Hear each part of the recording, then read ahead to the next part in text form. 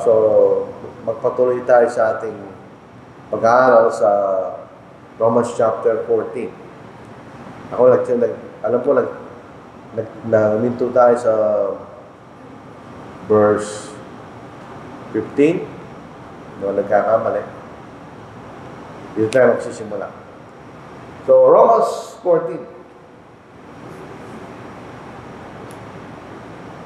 Yung mga bagay na tulad na nating natuayan nung nakaraang linggo, ang mga bagay na tinutukoy sa Romans 14 ay mga bagay na hindi ayon sa pananampalataya na ipinahayag ng ating Panginoon, kundi sa mga personal na konsensya ng mga kapatid na doon sa kailang iba't ibang pinanggalingan na relihiyon at kultura. Yun ang ating makikita. Ang pinag-uusapan dito basically ay tungkol sa pagkain at sa mga araw. Yan ang binanggit dito eh. So ito yung mga bagay na hindi kasalanan sa kanilang sarili. In other words, halimbawa sa pagkain, nalalaman natin ang pagkain ay walang halaga sa Diyos. Kasi kahit anong kainin mo, walang kaugnayan sa ating kaligtasan. Sa ilalim ng kautusan ni Moises, mayroong pagkakaiba sa pagitan ng maraming mga hayop at mga malinis na mga hayop. Actually, way back pa sa panahon ni Noah, mapapasin natin na yung mga hayop na tinuturo na marumi, isang pares lang. At sa mga hayop na tinuturo na malinis, ay 7 pares. Yun ang makikita natin sa panahon ni Noah. Sa panahon ni Moises, sa Leviticus, yun din. Binigyan nila lang pagkakaiba yung mga maraming mga hayop na hindi pwedeng kainin at sa mga malinis na hayop na pwedeng kainin. Dito sa Acts chapter 10, habang si Simon Pedro ay nananalangin sa itaas ng bubong sa oras ng panalangin. Sa mga Hudyo, meron silang 4 na itinakdang oras ng panalangin. Umaga, tapos yung noon, tapos alas 3, tapos alas 6. Yun ang kaya mga oras ng panalangin. So dito sa pagkakataon na ito, ay nananalangin si Apostle Peter. Makita natin. Basahin natin. Sa verse 9. O verse 10, verse 9. Nang sumunod na araw, ng mga oras na ika-6, samantalang sila'y naglalakbay at malapit na sa lungsod, si Pedro ay makyat sa itaas ng bahay upang manalangin. Siya nagutom at nagdayos kumain. Subalit samantalang inihanda nila ito na wala silang malay, at nakita niya bumukas ang langit, at may isang bagay na bumaba tulad ng isang malapad na kumot na ibinababa sa lupa na nakabitin sa 4 na sulok. Naroon ang lahat ng uri ng mga hayop na may 4 na paa at ang mga gumagapang sa lupa at ang mga ibon sa ipapawid. Dumating sa kanya isang tinig, "Tumindog ka, Pedro, magkatay ka at kumain." Subalit sinabi ni Pedro, "Hindi maaari, Panginoon, sapagkat kailanman hindi ako kumain na anumang bagay na marami at karamanduman." So yun ang makikita natin sa mga Hudyo. Meron silang pagkain na galing sa mga hayop na malinis, pero yung mga hayop na tinutulong na marumi at karamal-dumal, hindi nila pwedeng kainin. Sa verse 15, muling dumating sa kanyang tinig sa ikalawang pagkakataon, ang nilinis ng Diyos ay wag mong ituring na marumi. Ito yung nangyari 3 ulit. Ganun lang inuulit-ulit. Isa mahalaga. 3 ulit na nangyari ito. Ito yung nangyari 3 ulit at ang bagay agad binatak pataas sa langit. So ano yun? Although application nito ay sa mga Gentiles na hindi tinuturing ng Diyos na marami, na sila ay pwede nang maligtas sa pamamagitan ng Ebanghelyo, pero ang ginamit na paraan ng Diyos ay totoo rin. In other words, sa panahon ng ating Panginoon, wala nang pagkakaiba sa maraming hayop at malinis na hayop. Ano bang hayop ay pwede mong kainin? So yun ang katotohanan tungkol sa pagkain. Kaya lang, ito'y hindi ito pinag-uutos ng Diyos. Kasi kung anong gusto mong gawin, malaya ka. Kung ayaw mong kainin yung mga bagay na marumi, hindi ka nagkakasala sa Diyos. Gusto mong kainin yung mga bagay na marumi, dahil nalalaman mong nilinisin ng Diyos sa lahat ng mga hayop, hindi ka nagkakasala sa Diyos. Bali yan ang makikita nating context ng kabanatang ito. Pangalawa, sa mga hentil. Paano na tayo ngayon? Hentil. Yung mga hentil, sila'y nasanay na sumamba sa mga Diyos-Diyosan. At may pagkain na iniahin sa mga Diyos-Diyosan. Dito sa 1 Corinthians chapter 10. Pagka ang isang Kristiyano ay pumunta sa templo ng Diyos-Diyosan at nakisano, yun ay kasalanan. Ay niya. Yun ang kasalanan. So hindi ka pwede pumunta sa templo ng Diyos-Diyosan at kumain ka sa mga bagay na iniyahin sa Diyos-Diyosan. Pero, pag ito'y pinagbili na sa palengke, pwede mo lang kainin. Pero sa mga hentil, meron mga hentil na mga Kristiyano na meron pa rin malakas na takot na magkasala na may kaulay sa Diyos-Diyosan. So kahit na gano'n na pwede mo kainin yung mga pagkain na sobra at ipinagbili sa palengke, yung ibang mga Gentiles sa naging Kristiyano, hindi pa rin nila kakainin. Sa isip na baka sila magkasala sa Diyos. Meron na mga hentil na mga Kristiyano na nakamumpon na doon. So sabi nila, hindi, wala namang halaga yung mga Diyos-Diyosan. Pwede natin kainin yung iniyahin sa Diyos-Diyosan na pinagbibili sa palengke. So yun ang makikita natin para pag mga bagay na umiikot sa kabanatang ito. So ang sinasabi sa verse 13, pumunta tayo sa Romans chapter 14 verse 13, hindi tayo dapat magkaroon, sabi ni Pablo, ng suliranin sa mga bagay na ituan niya. Verse 13. At hindi mo pwedeng maghatulan sa isa't isa. Huwag na tayo mabatol pa sa isa't isa, kundi pa siya na huwag maglagay ng batong katitisuran o ng balakid sa daan ng kanyang kapatid. So in other words, alam mo na kapatid ay mahina ang kanyang pananampalataya sa bagay na ito, huwag mo siya pilitin. Kung ikaw isang hentil na malakas ang pananampalataya, na alam mo na hindi pwede mo na kainin yung pagkain kahit iniyahin sa Diyos-Diyosan, pero yung pinagbibili sa palengke, kung isang kapatid ay mahina kanyang paningin doon, hindi niya kaya kainin, huwag mo siya pilitin. Tapos pagpunta kayo sa palengke, at kasama mo bumibili isang kapatid na hentil na meron paling malakas na prejudice laban sa mga idols, huwag mo siya pilitin, bumili. Pabayaan mo lang siya. So, ang mga makita natin dito, hindi kayo pwede kanya magkatulang. Ngayon, paano kung nagkatulang kayo? Mama, alam mo na yung kapatid, takot siyang kumain sa mga pagkain niya sa Diyos-Diyosan. Tapos, inimbita mo sa bahay mo, at pilit mo siya pinakain, laban sa kanyang kalooban, nagkakasala ka kanya. Ito yung sinasabi rin sa verse 15. So, bali itong verse 15 ay may kaugnay sa verse 13. Makita natin. So, punta tayo sa verse 15. Kung dahil sa pagkain ay nasaktan ng kalooban ng iyong kapatid, hindi ka na lumalakad ayon sa pag-ibig. Huwag mong ipahamak dahil sa iyong pagkain, ang mga taong alang-alang sa kanila ay namatay si Kristo kanya.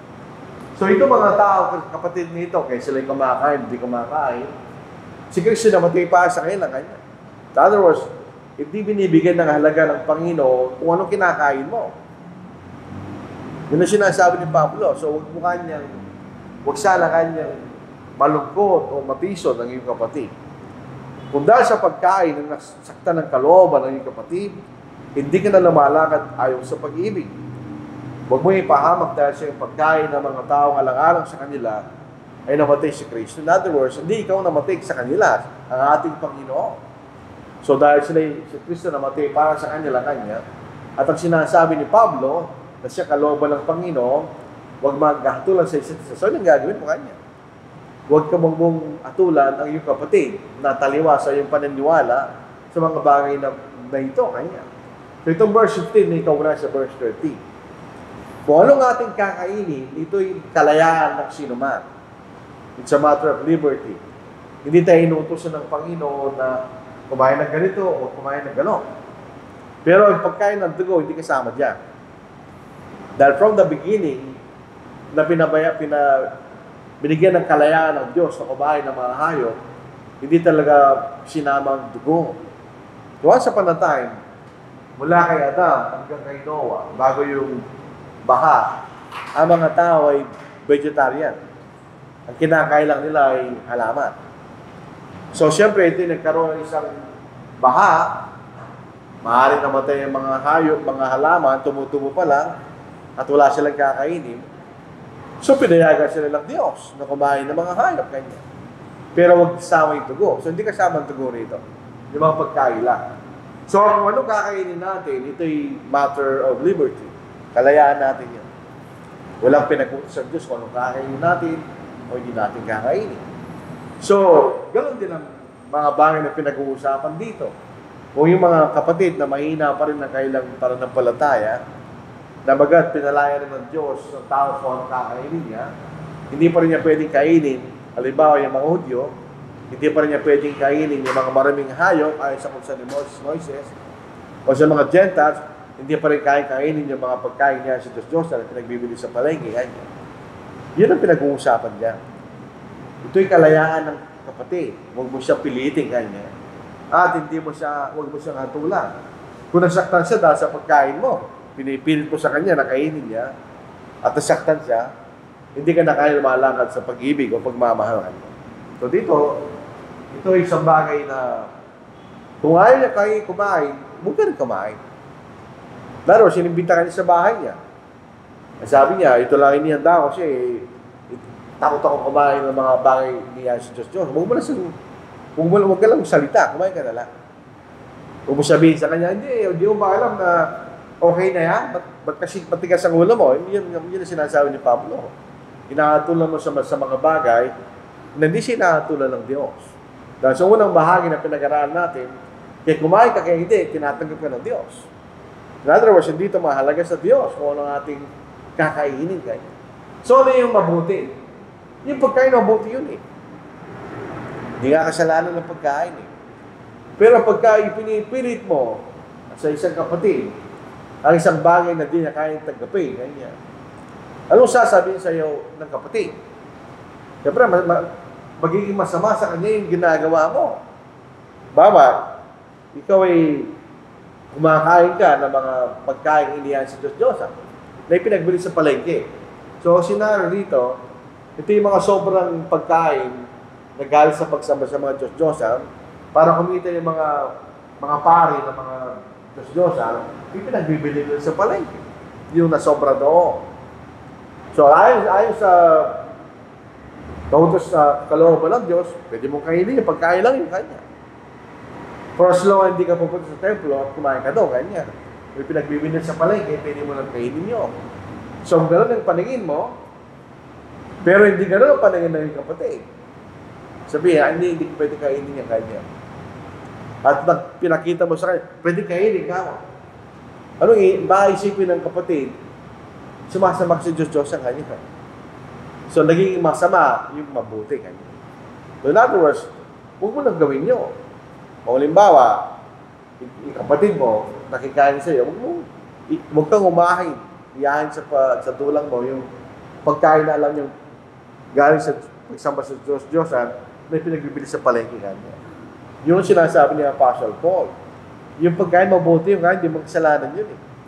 Pero may pagkakataon sa pinag-aaralan natin na may mga kapatid na hindi pa nila kayang tanggapin yun.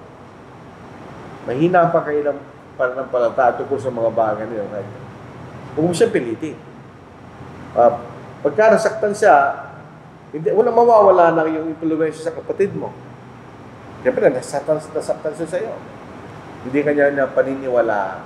Dito sa 1 Corinthians chapter 10, verse 23, magkahawig ito sa Romans chapter 14. Ito yung mga bagay na pwede mong gawin. Hindi sila kasalanan. Sabi ni Pablo, lahat ng mga bagay matwid. Hindi ito absolute. Kailangan tingnan natin yung context. Sa 1 Corinthians chapter 10, ang sinasabi ni Pablo, kung ano naman kanya makikita niyong ipinagbibili sa palengke kanya, pwede niyong kainin ka. Yun ang sinasabi niya. So, kalayaan niya yung kanya. Subalit, kahit kalayaan mo yun, sabi ni Pablo, Lahat ng mga bagay matuwid, ngunit hindi lahat ng bagay ay makakabuti kanya. In other words, kahit hindi kasalanan, kahit kalayaan mong gawin, pero kung hindi na makakapagtibay, anong gagawin mo? Huwag mo lang gawin ganyan. Lahat ng mga bagay matuwid, ngunit hindi ang lahat ng mga bagay makapagpapatibay kanya. So kahit kalayaan mong gawin ng isang bagay, kung hindi ito makapagpapatibay sa ipag, huwag mo lang gawin ganyan. Dahil yun ay isang bagay lamang na ibinigay siya ng Diyos bilang kalayaan mong gawin. Hindi niya pinag-utos na gawin mo yun. Kalayaan mo lang gawin. Kung gusto mong bumili sa palengke, at kainin mo lahat, walang problema sa Diyos.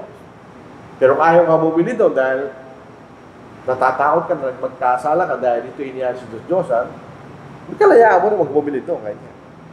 So ito may sinasabi ni Apostle Paul sa kabanatang ito, sa talata. So ito yung mga bagay na hindi mahalaga sa Diyos. So huwag natin bigyan ng halaga. Yung sinasabi niya, huwag tayo magkaroon ng problema sa mga bagay na matters of liberty lang, hindi matters of the faith. O tingnan po niyo rito, sa verse 17. So pinag-usapan pagkain. Yung drinking, kasama yan sa pagkain. In other words, pag kumakain ka, meron kang iniinom. Bibir tubig yan, so naman. So kanya, sabi dito ni Pablo sa verse 17, sapagkat ang kaharian ng Diyos ay hindi ang pagkain at pag-inom. In other words, walang pakialaman Diyos kung anong kinakain mo. Walang pakialaman Diyos doon. O anong iniinom, basta hindi ng alak. Walang pakialaman Diyos. Bahala ka doon, sabi ng Diyos. Verse 17. Sapagkat ang kaharian ng Diyos ay hindi ang pagkain at pag-inom, kundi ang pagiging matuwid, kapayapaan, at ang kagalakan ng Espiritu Santo kanya. So bakit natin ipipilit, sabi ni Pablo, mga bagay na hindi mahalaga sa Diyos? Anong kakainin mo, o kung iikom na soft drinks, o juice, o naman, walang pakialaman Diyos doon. Hindi yun ang kaharian ng Diyos kanya. Ano yung kaharian ng Diyos? Pagiging matuwid, righteousness. So dito, mahalaga sa Diyos, sa mga bagay na pinag-uusapan, kung anong matuwid mong gawin. Alam mong matuwid mong gawin sa ganitong mga pagkakaiba kanya. Huwag mong hatulan yung kapatid na iba sa'yo. Sa kanyang pananaw, ginagawa, tungkol sa pagkain kanya. Yan ang tamang gawin. Huwag mo siyang hatulan. Huwag mong pilitin. Pero pansinin natin, dito, huwag mo siyang hatulan, yan ang matuwid. Pero 2 John 9, kaya makikita natin, iba yung pinag-uusapan. Sa 2 John 9, hindi mo siya pwede tanggapin. Kailangan mo siyang hatulan na nagkakasala. Basahin po natin. 2 John 9. Ito ang ating mababasa. Ang sino mang lumalampas at hindi na nanatili sa ni Kristo ay hindi kinaroonan ng Diyos. Ang nanatili sa harap ay kinaroonan ng Ama at ganyan din ng anak. Kung siya'y dumating ang sino man at hindi dalang aral na ito, kanya anong gagawin mo?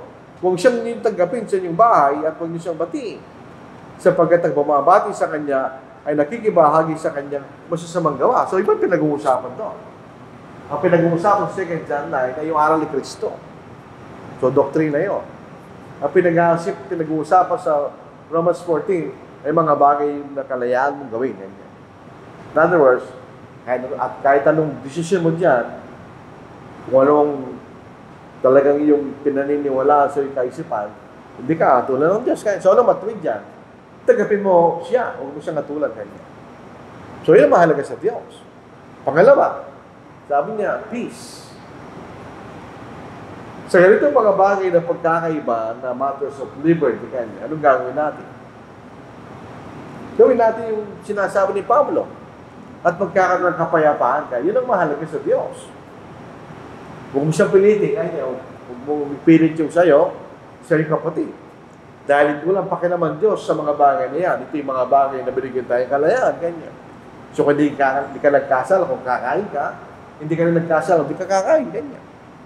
So, kung gagawin natin yung tama, mawawala yung pagkakaiba. Ibig sabihin, mawawalang impact yung pagkakaiba nyo dahil tatanggap nyo sa isa, di ba? So, magkakaroon ng kapayapaan. Yan ang mahalaga sa kaharian ng Diyos. At yung panguli, nagalakan kanya. Pagka may kapayapaan sa loob ng kongregasyon, At tama ang ating pananaw sa isa't isa, paano natin tratuhan ng isa't isa kanya, magkakaroon ng kapayapaan sa Espiritu Santo. At kung tayo ganun tayo magiging kapuri-puri sa Diyos. Sabihin, ito yung mga bagay hindi kasalanan eh. So bakit ito pipilitin ng kapatid kahit sa mga bagay na pinili niya, nakalayaan niyang gawin? So, ibig sabihin, kung ikaw ay malakas ang iyong pananampalataya, pero aunawain mo si kapatid doon sa kanya kasulukuyang kahinaan. Later on, baka maunawaan din niya. At makakawala siya doon sa kanyang pagkakatakot sa mga bagay na yun. Di ba? For example, kung siya yung Kristiyano, at sa kanyang pag-aaral sa Biblia, tama nga, pwede ko nang kainin marami kanya. So, wala na siyang problema. O kaya isang Gentile na Kristiyano sa pag-aaral, pagdating ng panahon, naunawaan niya na mga Diyos na walang anuman, at kung yung mga pagkain na inihain doon, pinagbibili sa paligid, wala rin kwenta yun, pwede mong kainin kanya. So, maaarating din siya doon. Pero, abang siya'y mahina, at ganun na kanyang paniniwala, kabayaan mo lang siya. Kung mo siyang pilitin, at mo siyang katulad. Ganun din yung, dito makikita natin ang burden ay nandoon sa malakas ang pananampalataya. Yung tama yung paningin. Hindi naman mali yung paningin ng kapatid, kung hindi pa niya kahit tanggapin. So, huwag tayo magmalaki. Dito sa 1 Corinthians chapter 8, hindi po nagkakamali.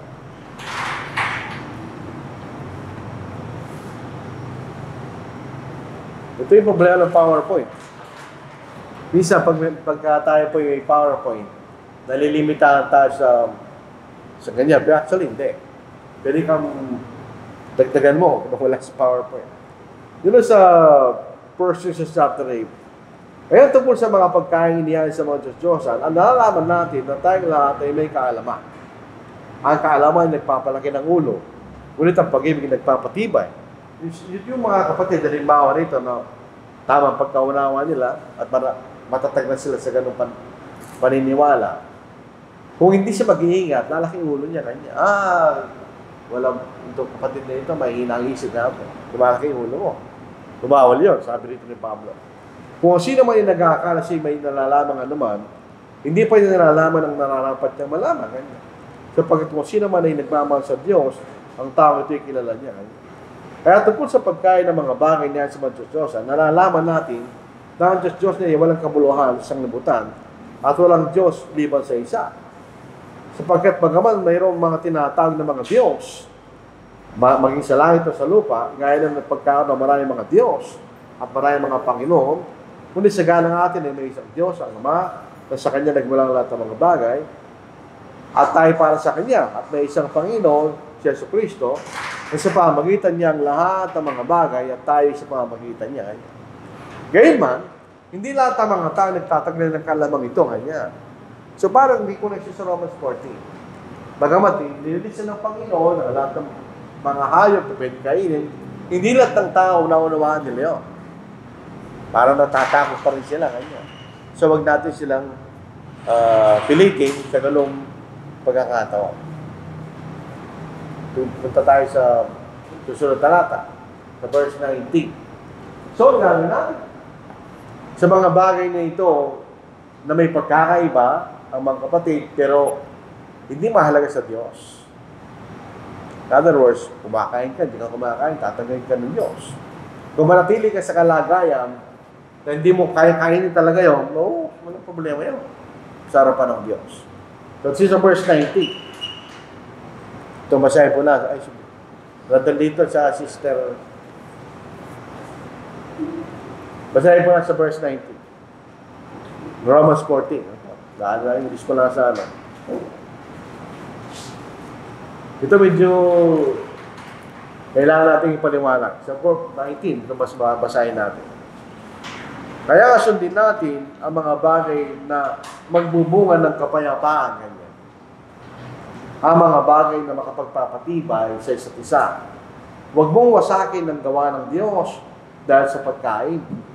Tunay ng lahat ng mga bagay malilinis. Gayunman ay masama para sa iyo na sa pamagitan ng ikinakain ay matisod ang iba. Ganyan. Verse 21. Mabuti ang di kumain ng karne, ni uminom ng alak, ni gumawa ng anuman na ikatitisod ng iyong kapatid. Hindi siya ng alak dito, generic. Ang ibig sabihin ng alak, pag sa pagkalatan ay galing sa grape juice, hindi ng alak. Kasama yung grape juice lang, alak ang tawag ito. So, most probably, sinasabing alak dito, grape juice.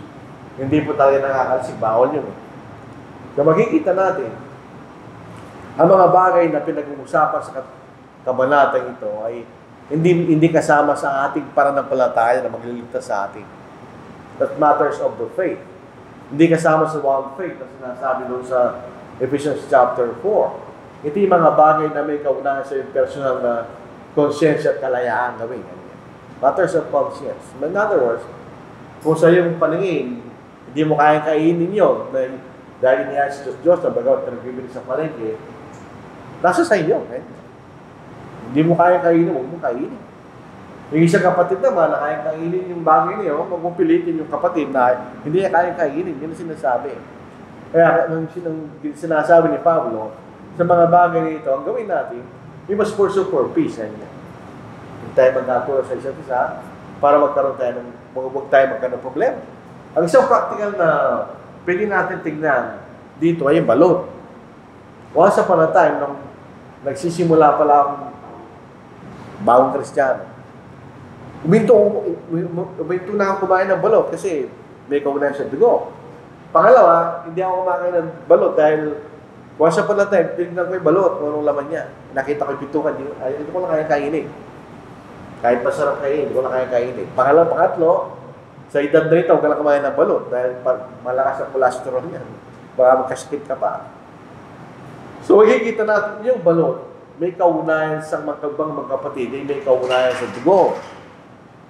Pero sa totoo, hindi sila kasama doon. Tingnan niyo, ang balot, hindi alam ng mga Hudyo yan. Hindi man sila kumakain ng balot eh. Bakit niya pagbabawal ng Diyos sa mga tao hindi man nila alam at hindi nila alam yung bagay na yan? Hindi pinagbabawal. So, Genesis chapter 9, ang pinagbabawal ay mismo dugo. Alisin mo yung dugo, masahin natin. Pero yung mga kapatid, dahil ito sabi na may dugo yung balot kanya, hindi natanggal. Natakot sila kumain ng balot.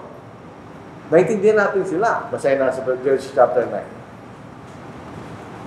Sa verse 2, ang takot at sintak sa inyo ay darating sa bawat hayop sa lupa, sa bawat ibon sa ipapawid, sa lahat ng gumagapang sa lupa, at sa lahat ng isda sa dagat, sila ibinigay sa inyong kamay. Bawat gumagalaw, tingnan niyo, bawat gumagalaw, siyempre gumagalaw sa sarili niya, yung sinasabi doon. Bawat gumagalaw na nabubuhay, magiging pagkain ninyo. At kung paano ibinigay ko sa inyo ang mga lutiang halaman, ibinibigay ko sa inyo ang lahat ng mga bagay. So once upon a time, ang kinakain ng tao ay lutiang bagay, ang halaman. Ngayon, hindi pwede kayo kumain ng mga hayop kanya. Ngunit huwag niyong kakainin ng laman na kasama ng ang buhay dito. Ito ay ang kanyang dugo kanya. So yan siya pinagbabawal niya. Pwede kayong kumain ng hayop, kahit anong hayop kanya, basta huwag niyong kainin kasama ng kanyang dugo kanya. So in other words, by necessary inference, kailangan mong alisin yung dugo bago mo siya kainin. Solo kasama dyan, hindi rin kasama ng lahat. Paano alisin ang dugo ng isda? Sinubukan niya pong alisin ang dugo ng isda. Hindi man dumadali yung dugo ng isda, cold-blooded yun eh. Ang pinag-uusapan dito ay yung dugo niya ay gumagalaw. Dito sa Leviticus chapter 17. So dito sa Genesis chapter 9, sa bawal ng dugo kanya. Sa law of Moses, ipininiwalag niya kung ano yun. Sa Leviticus 17. Sino bang tao sa bayan ng Israel o sa mga tagibang bayan na naninilang kasama nila na pamahain ng alamang dugo, ay aking ihaharap ang aking mukha laban sa taong yan na kumain ng dugo at ititiwalag siya sa kanyang bahay. So siya papatayin. Yun ang ibig sabihin no. Sapagkat ang buhay ng laman na sa dugo at aking ibinigay sa inyo sa ibabaw ng tampana upang ipagtubos sa inyong mga kaluluwa. Ginagamit nilang dugo pag sila'y nag-aahid, di ba? Na may kaugnayan sa kailang kaluluwa. Sapagkat ang dugo ay siyang tumutubos dahil sa buhay. Kaya taking sinabi sa mga Israel, sino man sa inyo ay huwag kakain ng dugo, ni ang mga tagibang bayan na naninirahan kasama ninyo ay huwag kumain ng dugo.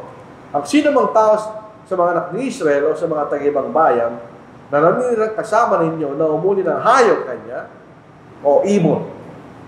Yung sabi niya, hayop o ibon. Hindi kasali isda. Kasi hindi mo pwedeng gilitin ng legi ng isda at sumintugo niya. So, yung pinagmamawalan ng mga hayop, ay pwede mong gilitin yung leg, palabasan mo ng dugo, bisahin natin. At sino mang tao sa mga anak ni Israel o sa mga taga-ibang bayan na naninirahan kasama ninyo, na umuli ng hayop o ng ibon na makakain, ay bubuhos siya ang dugo niyo na tatamunan sa lupa kanya. Yun ang sinasabi.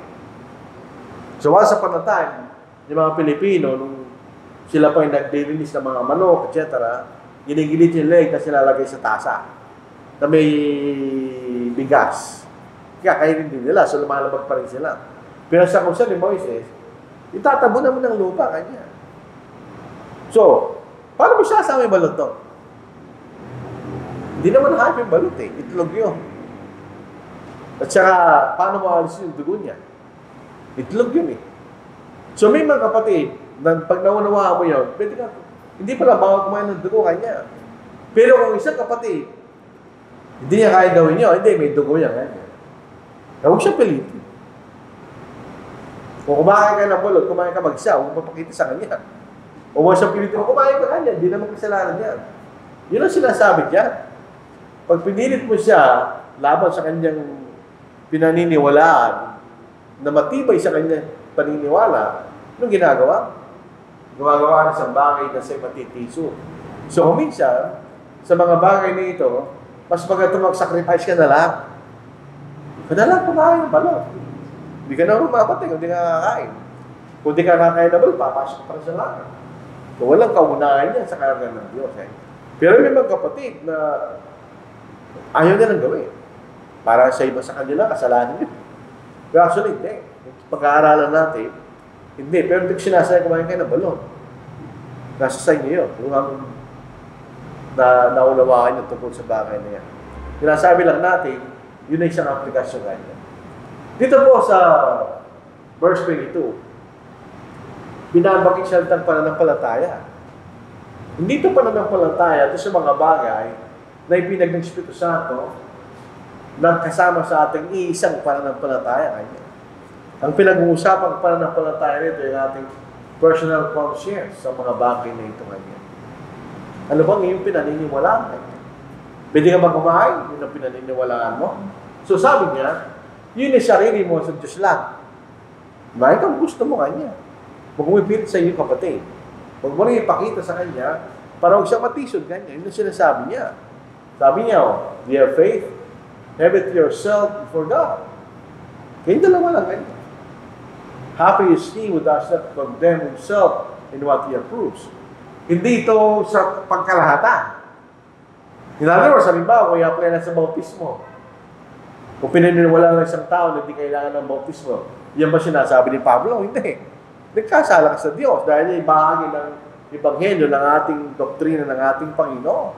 So, hindi ito doktrina ng Panginoon. Ito yung bagay na konsensya ng isang tao sa mga bagay na walang pakialam ang Diyos. O nung kakainin, walang pakialam ang Diyos. So, sa panahon niya sa Rome, may mga kapatid na hindi kumakain ng mga partikular na pagkain. O nag-observa ng mga araw, yung iba hindi. Sabi nga lang, sa halimbawa, nasanayan ng isang Hudyo, dahil sa Hudyo, na nagpapahinga sa Sabado. Hindi siya magpahinga, gusto niya. Ayaw mo, wow. Pero kung siya magpilitan sa isa't isa kanya. Dahil kalayaan ng isa, kalayaan mo rin kanya. Huwag natin ipilit sa iba. Na hindi pareho yung konsensya sa mga bagay na yun kanya. Yun ang pinaiiwas niya, Pastor Paul. Sapagkat ang mga bagay na ito, hindi kasalanan sa kailang sarili. Matters of indifference with God, hindi ito matters of the doctrine of Christ. Yun ang sinasabi niya. Pag doctrine ng Kristo pinag-uusawa, paglalaban natin yun. At pag ng babag doon, kakasala siya. So ito yung mga bagay na hindi kasalanan sa kanilang sarili. Ngayon, kung nagdududa ka sa iyong pinaniniwalaan, nagkakasala ka rin. Kaya sabi ni Pablo, be fully persuaded in your own mind. Ganyan. Ano mo kaisipan ba na talagang gusto mong gawin? Dahil pag nagdududa ka, magkakasala ka rin. Halimbawa, pwede ko ba kainin ito, pero kasalanan yun eh. Tapos kinain mo. Labag sa iyo pinaniniwalaan, ganyan. Yun ang sinasabi ni Pablo, nagkakasala ka rin. Huwag kang magduda kanya kung yun lang yung conscience sa bagay nito. Huwag kang magduda kanya. Kung ayaw mo kumain, huwag kang kumain ganyan. Andayan, isipin ko, huwag kang kumain ganyan. O lima, nagdududa ka, galing sa templo yan, ng Diyosa, kahit panigduda sa palengke, huwag mo kabili. Huwag kang magduda. Siya pagkat lalabag ka sa yung conscience kanya. So, yung pananampalataya rito, hindi yung one faith sa Ephesians chapter 4, pero conscious or personal faith. Yun ang yung personal na pinaniniwalaan sa mga, huwag ka lumaban doon, ganyan. Kasi kung ayaw mong kumain, dahil yun lang yung pinaniniwalaan, huwag kang kumain. Kung hindi mo kain ng balot, dahil alam mo, magkakasala ka, huwag kang kumain. Kung alam mo ang balot, kasalanan, tapos kumain ka, nagkakasala ka rin. Huwag kang kumain kung yun yung pinaniniwalaan mo, huwag kang kumain. Pag nagdududo ka kanya, kasalanan mo kanya. So, yun ang katapusan ng kabalatang ito. So, ano yung pinag-uusapan dito? Bilang summary, mga bagay na hindi marumi sa kailang sarili. May mga bagay na talagang kasalanan. Pero ito yung mga bagay na hindi talaga kasalanan. In other words, doon sa controversy, pagkain. Ang makikita natin, ang general na sinasabi ng Diyos pagkain, walang maruming pagkain kanya. Nililist ko na lahat sa chapter 10. Pero kung sa'yo, sabi niya, sa'yo, mayroong bagay na marami para sa'yo kanya, marami para sa'yo kung kainin kanya. Yung sinasabi niya. Yet if your brothers grieve because of your food, you're no longer walking in love. So ito yung mga bagay na kalayaan natin gawin. Ang general principle dito, lahat ay malinis. Lahat ng pagkain ay malinis. Pwede mo kainin kahit anong gusto mong kainin. Pero, kalayaan mo yun. May mga kapatid na hindi niya kainin ng namang bagay, huwag siya pilitin. Meron din pong cultural application dito. Kaya pareho kay Kristiyano, halimbawa. Pag meron mga lugar na ang pagkain nila, hindi mo makakain. In the first place, hindi ka sanay, hindi mo siya masisigmura kainin. Kung alam mong gano'n na kapatid, huwag mo siya pilitin. Babayaan mo siya, kalayaan niya yun, huwag niya kumain. Kainin mo, gusto mo kainin, kanya, babayaan mo yung kapatid. Dahil iba yung kanyang nasanayan kainin. Isang nakita kong practical na halimbawa rito, yung walang na Sister Edna, tsaka ni Brother Noe, na natin kasama, nasa Dolores na kayo, Quezon. Para silang sa Batista. Hindi sila kumakain ng baboy. For a long time, namiyempo sila doon sa denomination na hindi sila kumakain ng baboy. Ngayon, si Sister Edna at si Brother Noe, kumakain sila ng baboy. Hindi kain na, pwede natin kainin nila. Malinis na lahat ng pagkain. Yung kailang panganay, si Brother Brian, hindi niya talaga kaya kainin yung baboy. Hindi kahit tanggapin na bibig ko kanya. Sabi na, huwag mong kainin. Kaya kahit kumain ka niya, no, hindi ka kumain, hindi ka nagkakasala sa Diyos. Pagkain lang yun, ha? Kala sa kanya. So, hindi siya kumakain ng baboy. Pero yung mga magulang niya, na dati ring membro sa denominasyon na yun, kumakain sila ng baboy. Wala silang problema sa bahay nila. Pag nandun si Brian at may baboy, meron siya ibang pagkain. Hindi sila pipilit sa isa't isa. Parang gano'n ang makikita natin dito. Hindi mga bagay na dalisay, pure. Hindi sila marami. In other words, hindi sila marami in the sense na magkakasala ka, kasalanan sila. Parang tulad ng isa. Sabi sa verse 8, do not destroy the work of God for the sake of food. All things indeed are pure. Yung pinag-uusapan dito. Yan ang sinasabi natin context. Pagka ginamit ko yan, all things indeed are pure, mali yung paniniwala pag in-apply mo sa lahat. Yung ba naniniwala na ikay maligtas sa pamamagitan ng pananampalataya lamang, yung ba'y pure? Hindi. Yung ba nagnanakaw, yun ay pure? Hindi yun yung pinag-uusapan dito. Yung mga pinag-uusapan dito, sila ay pure kanya. So, hindi siya na marami sa paningin ng Diyos. Pero, but it is evil for the man who is with offense. So, kung yun ang paniniwala mo kanya, at kakain ka na labag siya kalooban, masama rin. So, it is neither good to eat meat or nor drink wine or do anything by which your brother stumbles or is offended or is made weak. So, ito mga bagay nito ay malinis, pure sa kanilang sarili. Hindi sila kasalanan. Hindi sila mahalaga sa kanan ng Diyos. So, nung kakainin mo, walang pakilaman Diyos doon. Alala sa panahon natin, may mga iba-ibang klaseng diet. Kung nagpapapayat, may diet siya, kumakain ng gano'n. Bahala ang kapatid doon. Meron akong kilala na kapatid na taga-Arizona. Siya'y vegetarian. Hindi raw niya kainin pumatay. Hindi raw niya kaya pumatay ng hayop at kainin niya kanya. So sabi ko, bahala ka. Pero kung babasahin natin ng Biblia na ako, hindi naman cruelty yun eh. May mga hayop na kinakain. Kailangan mo sila patayin. May mga hayop na ginagawa nating pets. Hindi natin kinakain yun. Yung mga aso natin, hindi natin kinakain yun. So yun ang mga hayop na talagang tinuturo natin maayos. Kaya pet mo yun eh. Kahit yung mga baboy, bago mo siya kainin, pinapakain mo siya maayos. Pero hindi ba patayin yun? Sabi yun, that's cruelty ka. Yun ang paniniwala niya. Pag pinatin mo hayop kanya, that is animal cruelty ka.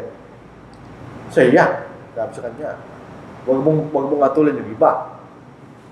Dahil sinasabi sa atin, doon sa chapter 10, sabi ng Diyos, kumain kayo pumatay kanya. So paano naging cruelty yun? Pag pinatay mo ang hayop, panakainin mo kanya. So, dito mga bagay na mahalaga sa kaharian ng Diyos. Hindi ito nanggaling sa Diyos. Kundi nanggaling sa kaisipan ng tao. Yun ang kanyang naunawaan sa mga bagay niya ito kanya.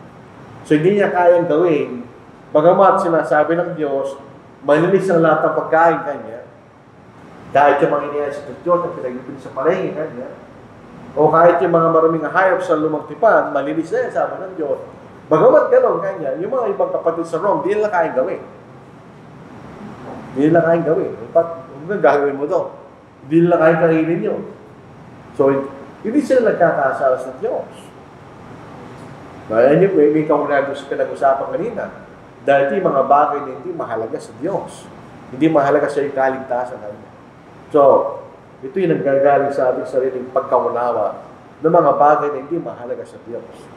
Eh, pag pinag-uusapan natin ng doktrina, yung bautismo, mahalaga sa Diyos yan. Eh, kung mali pananaw mo doon, hindi ka maliligtas.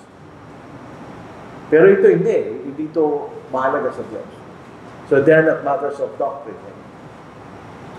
Ito yung mga bagay na mayroong matinding paniniwala ang isang kapatid. Matinding paniniwala, hindi ko pwedeng kainin yan kanya kasi iniyayin sa Diyos ha. Hindi ko pwede kainin yan kaya kasi maraming hayop yun. Hindi ko kaya kainin yan kanya. So ito yung pagkakaib sa ganung paraan. May kaugnayan sa kailang kultura, pinanggaling ang paniniwala. Halimbawa, yung mga Hudyo at mga Hentin. Pag pinag-uusapan natin ay Diyos-Diyosan, ang mga Hudyo, hindi sila sumasama sa Diyos-Diyosan. Kung ating pag-aaral ang kasaysayan ng bansang Israel, kaya sila naging naparusahan at naging alipin sa Babylon dahil nagsimula silang sumamba sa mga Diyos-Diyosan. Pagbalik nila sa Babylon, yung remnant, nagbalik sa Israel, hindi na sila sumamba sa Diyos-Diyosan. So wala silang problema doon.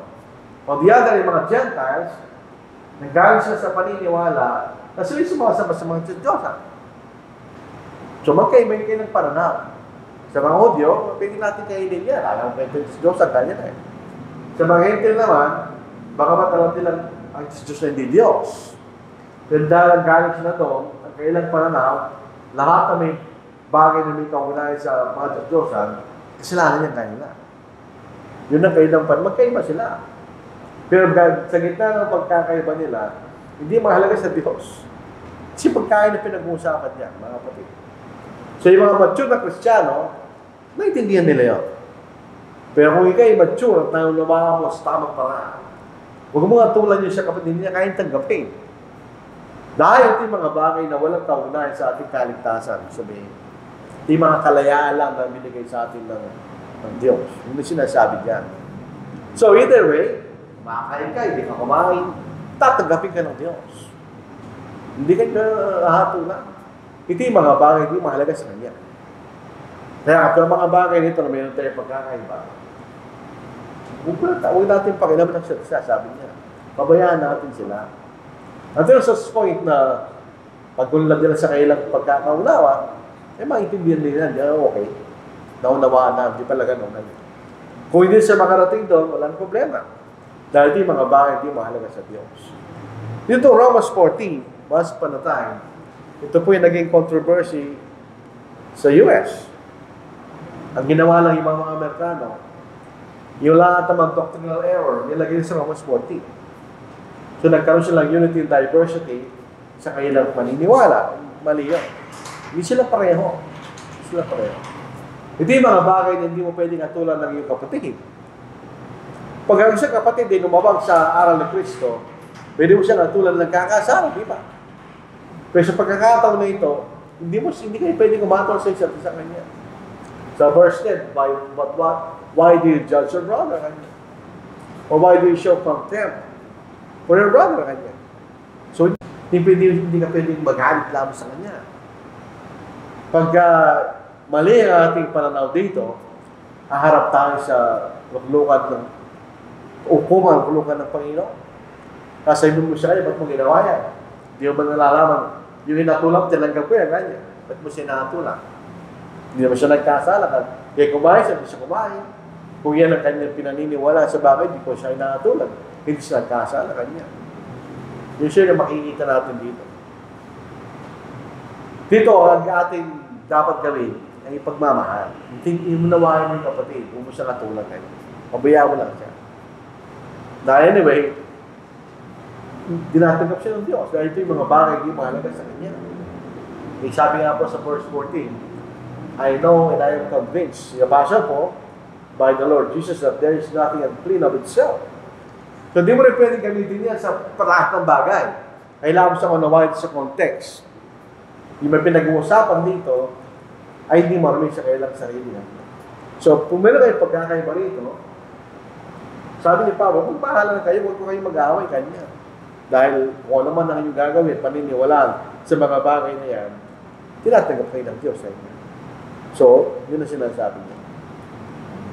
So, application. Tayo po, lalo na yung Pilipino, lalo na yung mga Kapampangan, meron tayo pagkakaiba sa pagkain.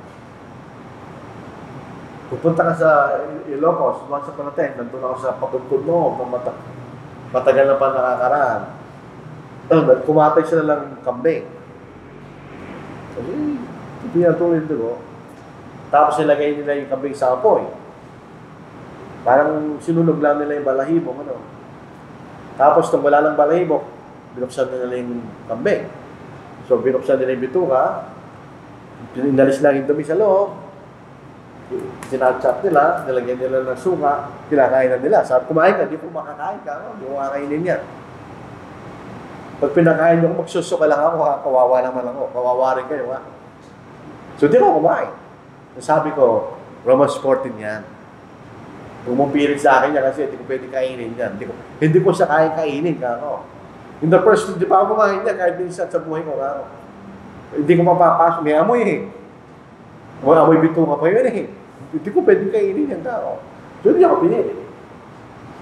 Hindi ko rin sila pinili. Umalis lang ako. Kasi yung kinakain lang nila, hindi ko maatim eh. Yung malis ako. Alis mo lang. Hindi ko kaya kamakitan maatim yan ka. Yun ang ibig sabihin niya. Pangalawa, kuminsan, ang mga kapatid, meron silang malakas na opinyon o isang bagay na may kaunayan sa isang bagay sa Biblia. Pero yung kailang opinyon na hindi mo babasa sa Biblia. Yung sinabi natin kanina ng balot. Wala din pamabasa ang bawal kumain ng balot sa Biblia. Ang pinagbabawal kumain ng dugo. Sabi ko nga, Hindi pinag-uutos ng Diyos ang isang bagay na imposible. O sige nga, kung may dugo yung balon, paano maalis yung dugo? May sinasabi sa hayop, ilitin mo yung leg, di ba? So, paano mo gagawin sa balon yung gako? So in other words, hindi kasama sa kautusan ng dugo ang pagkain ng balon kamo sa kanila. Kaya di nila kahit tanggapin niya, so pabayaan mo sila. Hindi naman sila mamamatay, hindi sila kakain ng balon.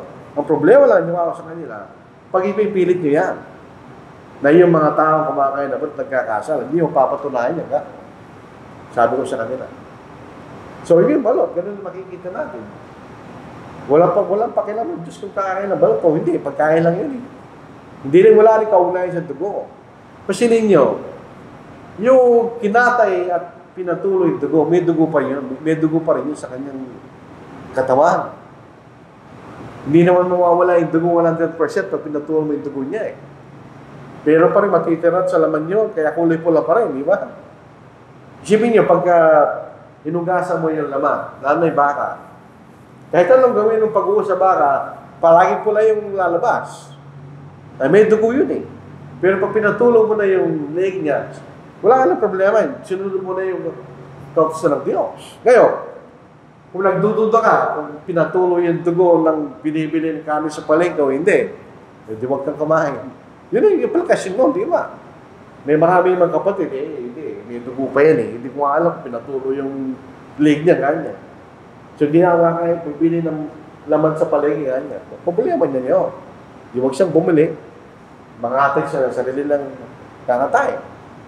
Pero kung ikaw ano, hindi, pinatuloy ang gamo. Hindi ko na problema yan. Problema na nung nagbebente eh. Basta ako, bibili lang ako. Ganon din yun. Makikita natin. Mabuti nila sa atin, walang ganun bagay na problema natin sa kanya. Titiwala tayo dahil nakikita natin may mga nilalagay yung mga hayop na pinagbibili doon sa lugar, kinakata yung leg nila. So alam natin, pinatuloy ito. So yun makikita natin practical na pagkapareho. Itong Romans 14, hindi natin pwedeng apply sa mga bagay na ayon sa doktrina. Okay ba? Pag doctrine of Christ, binasa natin, huwag mong tanggapin, ganyan. Huwag mo siyang bating, huwag mong tanggapin. Eh siya dito, tanggapin mo ganyan. Yung mga kaiba, hindi sila pareho. Kumbaga, yung isa mansanas, yung isa orange. Hindi siya pwede magsamahin, hindi sila pareho. Yun ang problema ng mga ibang kapatid na ginawa ng Romans 14 para magkaroon ng solusyon sa mga bagay na ayon sa doktrina. Pag-usap ka sa mga liberal, sa church benevolence, yun ang sasabihin nila. Brad, Romans 14 yan, ganyan. Depende lang sa kongregasyon yung kanila. Yun ay ayon sa Biblia, bawal yun eh. Yung mga church entertainment, meron din ka na sa mga liberal. Romans 14 naman tayo nagbabawal ang Diyos kanila. Instrumental music, ganun din sinasabi nila. Yung social activities ng iglesia na ginagawa ng iba, ganun din. O yung pagbinyag sa mga sanggol at magiging ninong doon. Alam, may pagkakaiba yung pagiging ninong sa kasal at pagiging ninong sa binyag. Malaking pagkakaiba yun. Yung binyag ng bata, pinagbabawal sa Biblia yun. Ang pag-aasa, walang reliyon yan. Kaya lang, may mga katulad ng Katoliko, hindi ko nga maging sponsor doon. Bakit kanyo? Pag nag-sponsor ka doon, magbimisa ka. Kasama ka doon sa kailang seremonya doon, ayaw mo yun. So, kung gano'n, ayaw ka. Pero kung ibang pananampalataya, kaya ginagawa sa ibang lugar, pwede ka maging ninong. Maging ninong kasi nagwi-witness ka lang sa mga nag-aasawa, hindi mo kasalanan yun. Pero nagwi-witness ka sa isang sanggol, ano mo i-witness mo daw? Ikay lumalabag sa kalooban ng Diyos. Diba yun? O kaya nagtuturo na ang Panginoon ay mag-aari sa 1,000 tao sa lupa. O premium niya, bawal yun, hindi tinuturo sa Biblia. O yung modesty, bawal din po yan. O yung homosexuality, bawal yan. Kasalanan yan eh. Sa homosexuality, hindi natin tinatanggap yun. Pero, tao pa rin yung mga tao yun. Huwag natin basusin. Sabihin, tao niya. Treat mo sa bilang tao. Pero hindi ka sumasang-ayon sa kanya. Hindi naman natin gawin yun.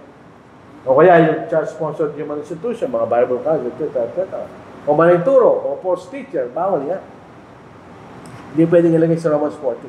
Recently, sa Pilipinas, at least, May mga nagpa-practice ng church anniversary. In other words, may iba-iba yung kailang style. Yung alam kong iglesia, may nakita ko sa internet, ginagawa nila eh. Every first Sunday sa January, meron silang church Thanksgiving at church anniversary. Kanya. Involve yung buong kongregasyon. Yung Sunday yun, tinatawag lang church anniversary service. Kasalanan yun, wala sa Biblia.